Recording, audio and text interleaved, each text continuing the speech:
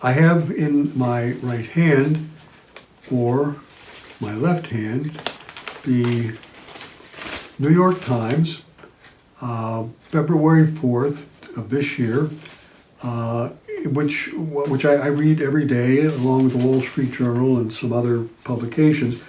What is significant about this issue of this paper is that there were 3 references to pain.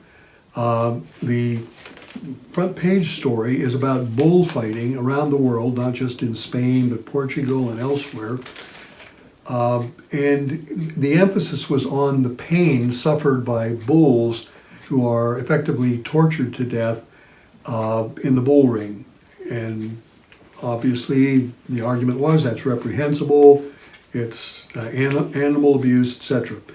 The second article was on an execution that took the life of an inmate, a capital offender, using a controversial new execution method called nitrogen oxygen starvation. It was asphyxia pursuant to nitrogen. They pumped nitrogen into a mask that is on the inmate's face, and the inmate's attorneys argue that it's a painful way to die, and it effectively tortures the inmate to death. And there was some evidence that the inmate was suffering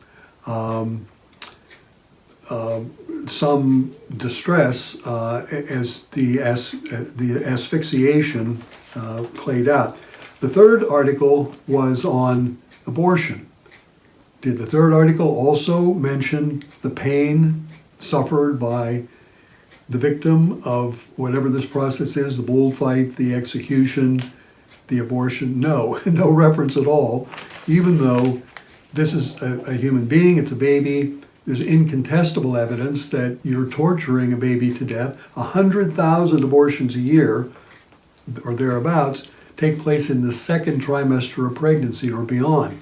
So there's enormous evidence that that the central nervous system, the peripheral nervous system, is capable of registering, if not reflective pain, at least reflexive pain.